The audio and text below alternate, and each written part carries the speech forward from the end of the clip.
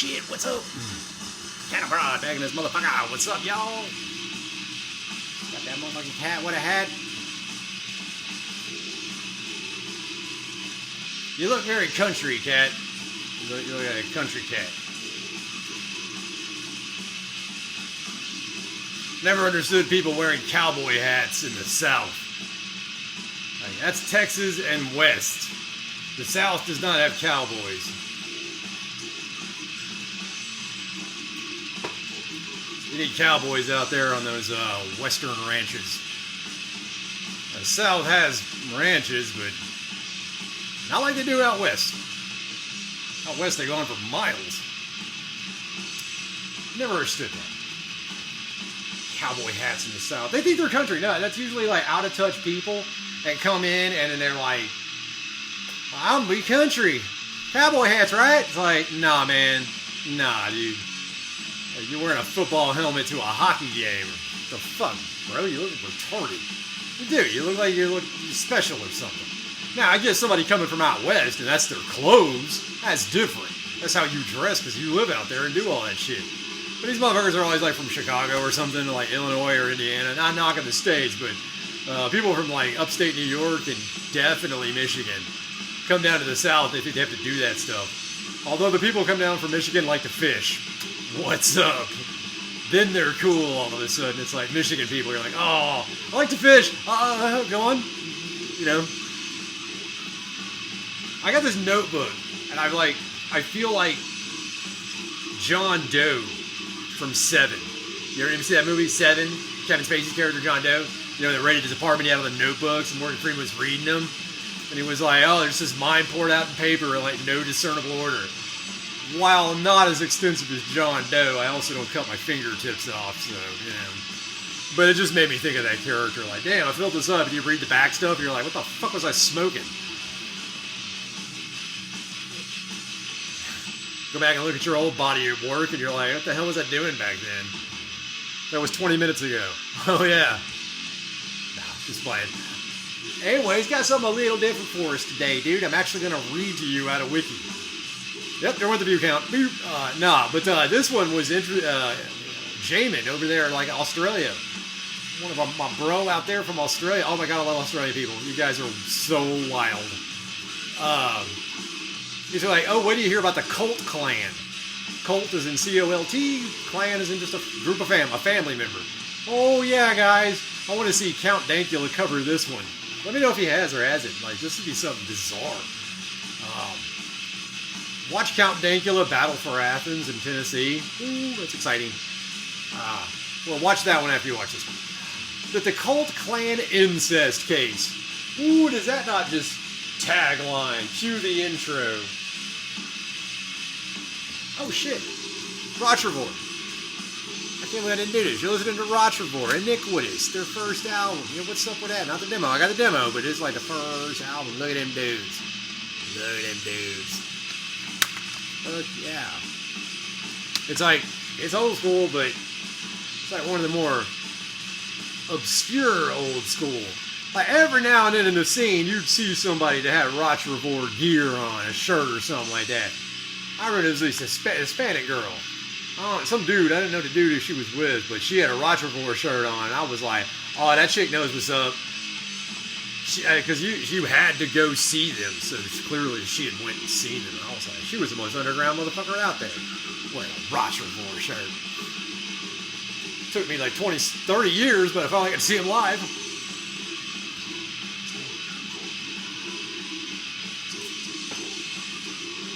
So the Colt clan incest case concerns an Australian family discovered in 2012. They have been engaging in 5 generations of incest, beginning with June's parents. I give some June. Her parents being brother and sister. June then met Tim and married, who immigrated from New Zealand in the 1970s. They all lived on a farm in Boorawa, New South Wales. That sounds like it's out in the bush. The family members' true identities remain unknown to the public. The name Colt is a pseudonym used by New South Wales courts and government agencies, as are all the family's given names. Okay. Oh, like an adopted name or something like that. That's wild. So anyways, they immigrated from New Zealand. June was born in 1948, and Tim Colt was born in 1943. It's like the names they're giving them. They're originally from New Zealand. June was a product of a brother-sister incest. Married Tim in 1966, so he was the one not incested. The couple had 7 children together. Martha, Frank, Paula, Sherry, Rhonda, Betty, Charlie, before moving to Victoria in the 1970s. Tim Colt began to R-word Betty when she was 12. In 1997, Betty, wanting to know if June could donate a kidney to a granddaughter, found out that her mother, June, was inbred. Oh, this girl was assaulted, and hey, I need a kidney. Oh, by the way, we're all incest. The growth of the family. The family grew to nearly 40 members, ranging from grandparents to mothers, fathers, sons, daughters, aunts, uncles, nephews, and siblings, all engaging in various forms of incest.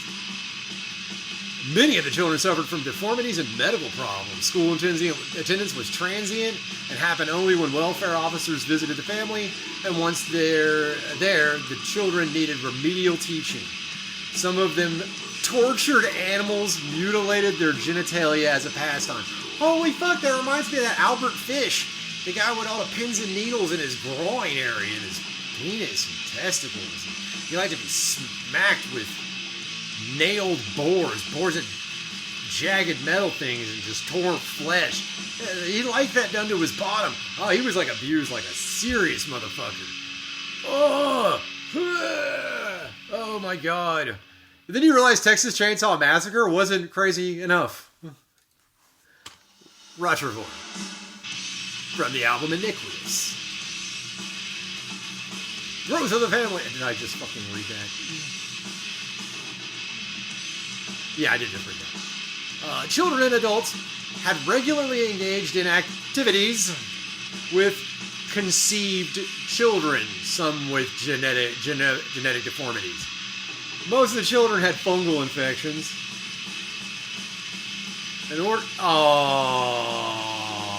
That's an STD. In order to hide the pregnancies, the girls would sometimes miscarry on the farm, and fatherhood was attributed to outsiders from outside Australia coming to the country for work or tourism. There were incidents of the girls being tied to trees. I'm not going to finish that one. They had no access to running water and the other stuff that would go with that. Showers, toilets, hygiene. The Detective Chief Inspector, Peter Yeomans, describes it as like nothing I had ever seen, and was considered by many to be so shocking that in a rare move, New South Wales Children's Court allowed full details to be made to the public, albeit the names changed to pseudonyms for the protection of the children, including the name of the family, Colt. Oh, okay. That's why you get the Colt family. The government just didn't want their names out there, so they changed all their names, but here's how bad this shit got. Ugh. Oh, man. Jayman, that's so wild. Australia is so fucking crazy. Australia, hats off to you guys. This was in the 2000s when they found these people. That was when they found them. They've been doing it since the 70s. I was born in the 70s. That's as old as I am. I would have been in my 30s. 20s and 30s when that was going down. 20s. 30s, yeah. Wow.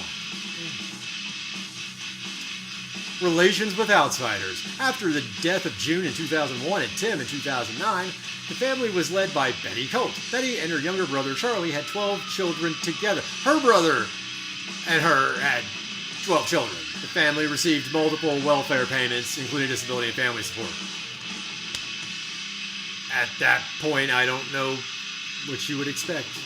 Starting from the 1990s, the family was known to frequently relocate between South Australia and Western Australia and Victoria before locals became suspicious of their activities.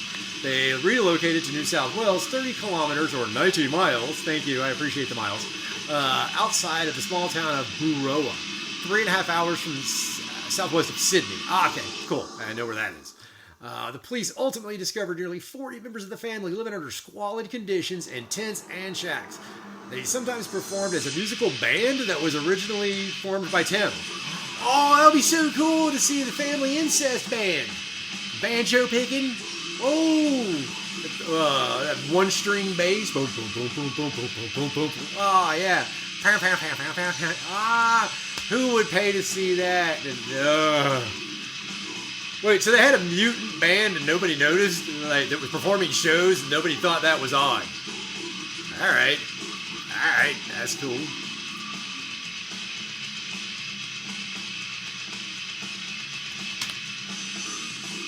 Rocherborn, iniquitous, underrated underground band, man. Very underrated. Them and Malignancy right up there together. It's cool to see them two on a set together. Yeah. That's how you do death metal. Investigation. Discovery of the case. Knowledge of the family came to authorities in June 2010, which led to the risk of significant harm reports. 7 risk of significant harm reports.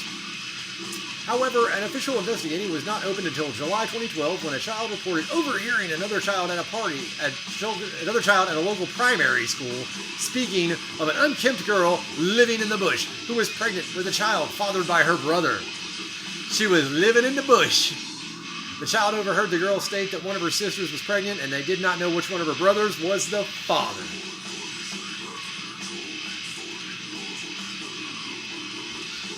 Oh my. Oh my.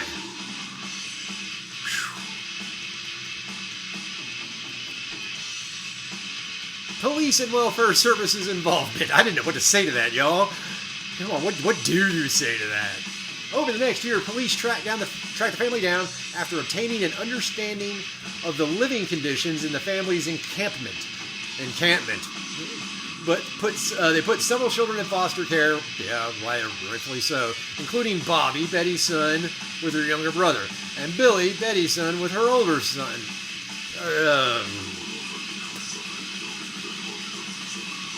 It's hard to read that. I didn't actually read this part. I just read the beginning of it. Was like, oh, I'm gonna do a video on this, and now I'm like, I didn't even read that part yet. That's the first time I read that. Anyway, police discovered the living area of 38 members of the family in the bush, living in squalid conditions in tents and shacks outside of Burola. The family were charged with incest and child neglect. Well, I would hope so on that child neglect. I would hope that those charges would come slamming down. Thank you, police, for that's an appropriate measured use of your forces there. Betty Colt legally disputed the charges and attempted to regain custody. They always do. They always do. After tracking the cell phone activities of Betty, police discovered text messages of a sexual nature sent to her son, Bobby. She and Bobby had made plans to abduct Billy from foster care. Oh, so they're going to abduct the... Here's how we're going to get our kid back. You're going to run in there, I'm going to drive the car. You go get him, and we just peel off into the bush. Good plan. Genetic testing showed that Bobby was a product of incest between Betty and her father or full brother. They couldn't even tell. They're so closely related, they couldn't even tell genetically. You get looped back. I mean, you get that double helix, and it just kind of like, they kink into each other in strange places. I don't know. The case has been described as unique because of the reluctance of the victims to come forward. Dude, it seems like the whole family was like, we're cool with this. Like, this is how we live. That's so bizarre. Court findings. The children of New South Wales took the unusual step of publishing its decision permanently removing the children. And the court's finding the neglect of children and genetic evidence were viewed as dispositive in the matter. Okay. The court held that there were no realistic possibility of restoration of any of the children to their biological family. Like, no way, this is, nope. This is like Stockholm, generations of Stockholm Syndrome, y'all. Like generations of it. Oh. How does that shit happen, man? How does that shit happen? It does. 21st century's badass. No, it's not. It sucks. cyberpunk dystopia kind of sucks sometimes. Later issues. A number of attempts by the elder family members to establish connections with the younger ones have been blocked by the courts. While in care, the children started by often displaying sexual behavior, whether between themselves or with their caretakers. Often, although these habits faded over time. Yeah, you just gotta deprogram them. That's what they call deprogramming, when you get pulled out of a cult. Oh yeah, dude, it takes days, weeks, months, sometimes years, and sometimes they're always gonna have it, you know. And to a certain extent, they always do have it. It's just how far you can separate them from the event. Usually means how long they have. It's a sad way to think about that, but that's what we're at war with right now. Australian police have attempted to deport Betty to New Zealand, the country of her birth, after the completion of her sentence, but Betty fought the deportation. She was released from the deportation center in 2015. Oh, wow, that's not long ago. And is now residing in South Australia with her daughter Raylene and at least 3 other male relatives. She also attempted to contact other relatives through Facebook. Holy shit. Apparently in the sea also, there was another one about a similar thing in Canada. So Canada's over there laughing right now. Nah, y'all got one too. And of course, in Kentucky, Appalachia had the Kentucky Blue people. I think they're all like grown up and haven't done that for years. So I think like there's like a few of them still alive, but they're obviously not making more of themselves, because that got like, y'all can't be doing that shit. Well, it's like the Habsburg dynasty. There was a Habsburg dynasty that dominated the entirety of Europe and part of Eastern Europe too, into the Eastern Bloc. For the longest time, 500 years, there was a Habsburg alive. For 500 years, a Habsburg was alive. And a king in at least one, or if not multiple, countries. The Spanish Civil War started when they finally got rid of their last Habsburg, and they were like, we're not doing that shit again. Then there's a diamond called the Habsburg diamond. Yeah, it's the same people. That family is still around. They just lost their ability to have kings. But they still have people that own some of the most important land in Europe, the Middle East, and South Africa. Diamonds, you know, as well as the Middle East. There's places in the Middle East where Habsburgs have got financial hooks into. Yeah, so incestuous families. Just remember the Po people. See, the Po people got it from the rich people. The rich people been doing that, and the Po people just like left to just like survive and just be weird. Now it's kind of making fun there, but not really. I think a lot of the cases where you see the poor people doing that, I think that's fallen dynasties. Those are fallen dynasties. Those are the old school blood. That's what I think West Virginia is. It's a dumping ground for the downtrodden of the elite families, to where they just finally broke down into messed up generations, maybe through incest, but not in every case. Sometimes they were just not all there together, and it became a dumping ground, and then these areas have just become these depressed economic zones because they're this zone of this type of people, and the people that power are never going to invest in that community, and they're always going to make sure that it kind of just stays where it is, and just kind of make it a basically dumping ground for humanity. Not to say that people who are in West Virginia, I'm not knocking you people, because I've met so many people from West Virginia, so that's not the case. In fact, I've met so many people from West Virginia that are insanely smart. But that just shows the indomitable human will, that even as a dumping ground for a place, the smartest people can rise out of it. Because cream rises to the top. And enough people together, eventually people get better and better ideas. They learn from other people's mistakes. So, just because you're from an area, like, I hate that when it's like, oh, we're from blank, a poor area, we're never going to amount to nothing. Bullshit!